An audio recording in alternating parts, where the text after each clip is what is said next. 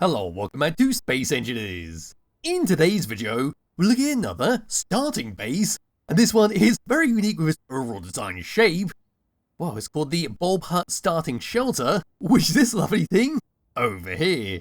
So this is a bulb-shaped hut that features all the basics you need for survival mode. We have a very basic pad on the right-hand side of the screen for a land vehicle or a small air vehicle. On the left-hand side, we've got a hydrogen engine with an easy access toggle to turn it on and off. And there are plenty of places around this base for you to upgrade it with other stuff that you need, much like a wind turbine or a solar panel, depending on if you need that extra bit of power, and well, you can't use the hydrogen engine on each side.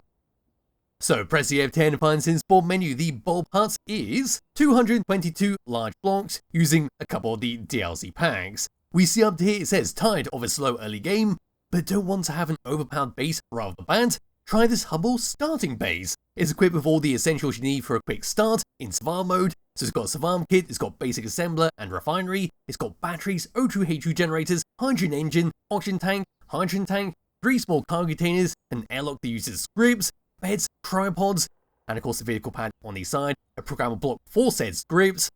Then all the way at the top there, we've got an exterior intake vent, so you can fill up your tanks without actually having to use ice, and an antenna to make sure you can always find this thing. So we're going to do this thing a thumbs up, we're going to move around towards the very front, have a quick look around the outside, which will be an exceptionally quick look, because there's not too much actually going on the outside of this thing. But then we'll go on the inside, which is very impressive with how much I've actually crammed inside here. It's not a singular floor, no, there are multiple floors for you to go all the way up. That's being very neatly done. So my character can bugger off just a little bit, there he goes, and here we are for what I'm calling the front of the Bulb Hut Starting Shelter. So right over here, well, we've got some stairs to come all the way up to a grey doorway to get inside. Like I said on the workshop page, this is an airlock, so you can go through, and it's all fully automated thanks to its scripts. Moving up slightly, we've got some white steel blocks, we've got some blue steel blocks, with a little letter block with an upside down V. Then on the very top there, some more white steel blocks, all in the shape of a bulb. We'll move across like so, we then got some whitish grey steel blocks adding as your base. Over on this side is your hydrogen engine with some yellow railings on the side. There's your master button to, well, turn it on and off. Up there's a little antenna to make sure you can always find this thing. That's on top of a blaster edge block. And all the way up there is your compact antenna. And I might have just got them mixed up. I always get those blocks confused. But no, the one at the bottom here is a truss light. Don't know why I keep calling it compact antenna, because it is quite similar. But no, that is the truss light. That is the beacon, or that is the antenna even. I'm just going to swiftly move on to the next bit. So over onto this side, we've got some truss blocks once again, decoy on top, so if you do get attacked by drones, hopefully they'll go for that, and hopefully that will alert you if you're on the inside to come out and start to shoot it. There's a little truss light down to there. Over here is your docking pad with stairs coming up, a small ramp that's good enough for pretty much any vehicle. Then looking down at the pad, we've got green lights on both sides, fantastic use of the new decorative blocks, just add those yellow markings around it. And of course there's a connector in the floor to dock it up, and of course a back connector to reverse it up, depending on what your vehicle has.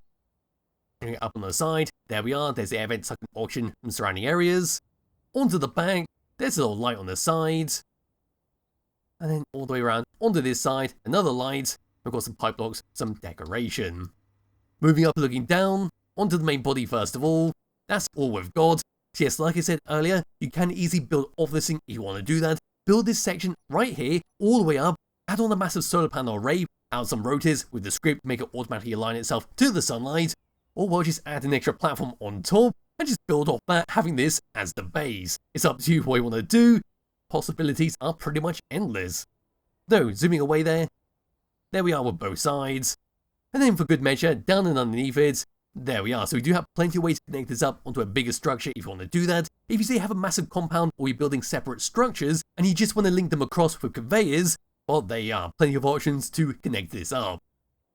And with that, that's a brief look around the outside of the Bulb Hut.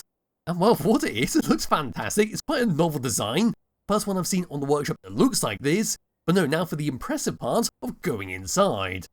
So walking up to here, all the way up the steps, opening up this doorway. Here we are for our airlock, so we can see we've got blinking lights up there. The door will close automatically behind us. It will cycle the oxygen, and while that door will activate, allow us to open up and go further inside.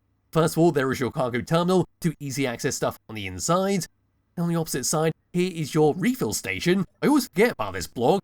No, it's a bloody handy thing to have to recharge yourself up without needing to use a medical bay or a survival kit. Anyway, opening up this doorway, going further through, there we are, so that light's now blinking red. I'll close up. and we see the outside is now ready to open up, but here we are on the first floor.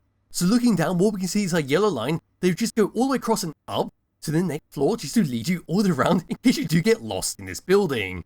On the side here is your survival kit to respawn and recharge itself, and then we've got a bunch of blue half windows just to square out this room.